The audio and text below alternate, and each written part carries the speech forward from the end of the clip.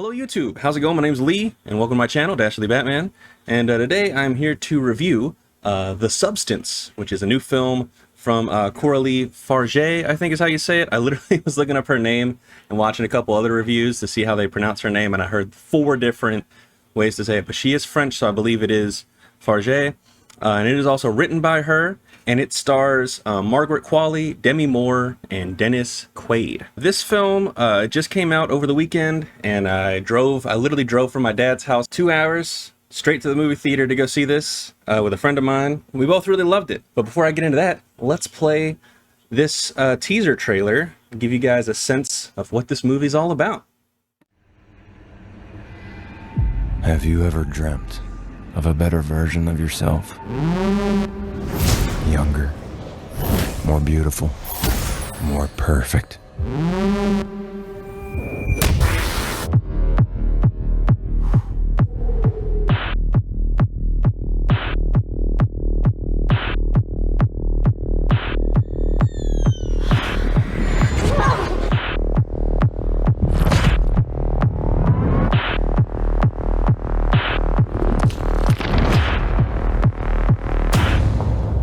Pretty girls should always smile.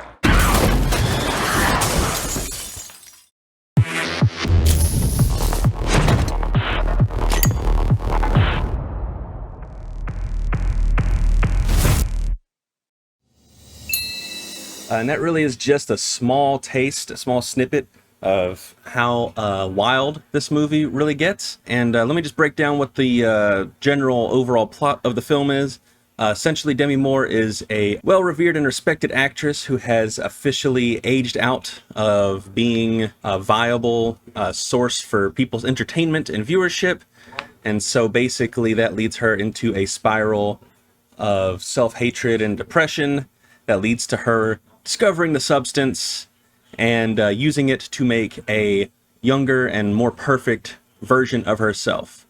But the catch is that they are one, and they always repeat that in the film, and they have to switch out every 7 days. So once she switches out with the younger person, the younger version of herself has 7 days to be out and about and do whatever. She's got to come back and switch back with her older self after another 7 days. Obviously, that leads to some issues, otherwise we would not have a film. I think I already said this, but this did win Best Screenplay at the Cannes Film Festival, and I gotta say, I totally understand why, because this is one of the best written films I think I've seen all year. I think it's one of the best films I've seen all year as well, and a lot of that just has to do with fantastic performances, great visual effects, some really gross visual effects as well, and as well as just an incredible tour de force directing style behind the camera with Coralie Farge, who also directed another film that I liked quite a bit called Revenge. I believe that was her debut feature film, and that movie rules. It's very much like a hyper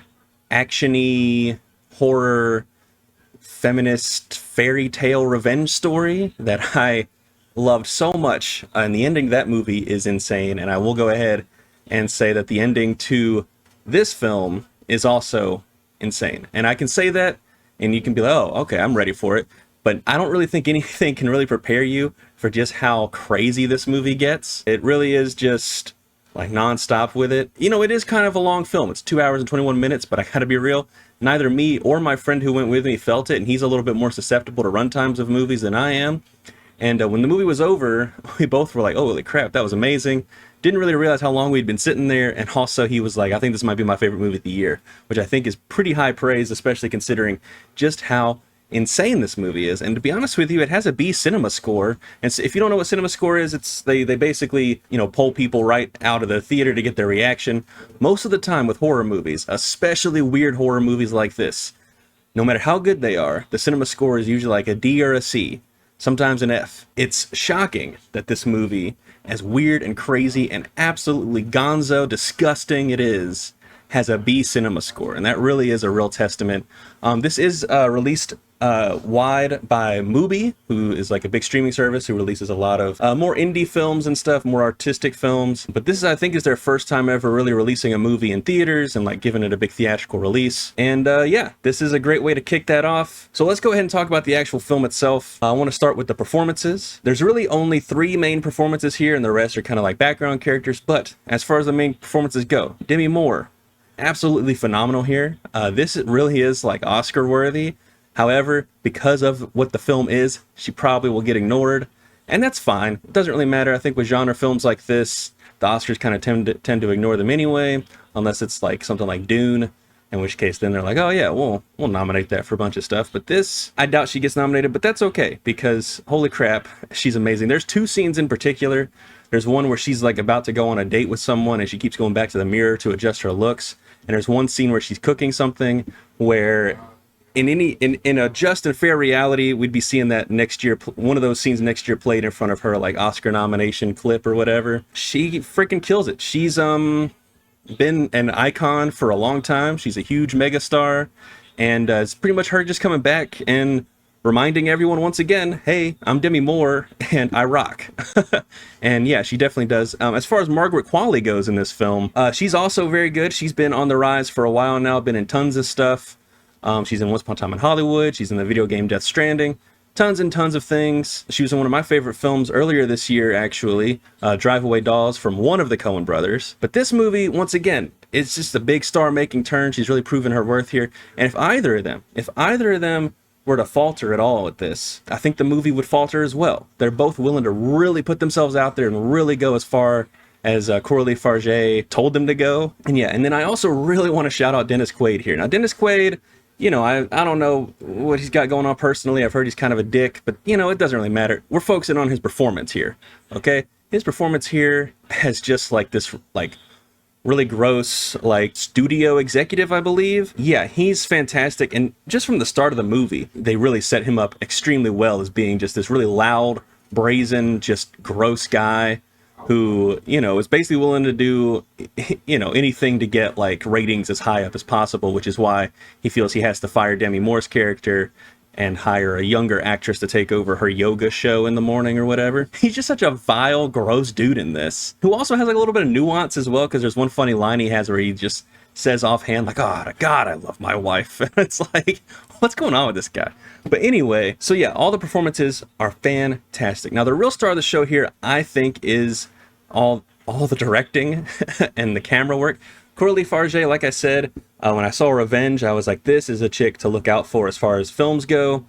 And I think this really solidifies her as like just one of my favorite like new filmmakers. I'm very, very excited to see anything she does in the future. The directing style in this is insane. She's homaging quite a bit here, but she's mixing it together and making it a new thing, which is my favorite type of homage.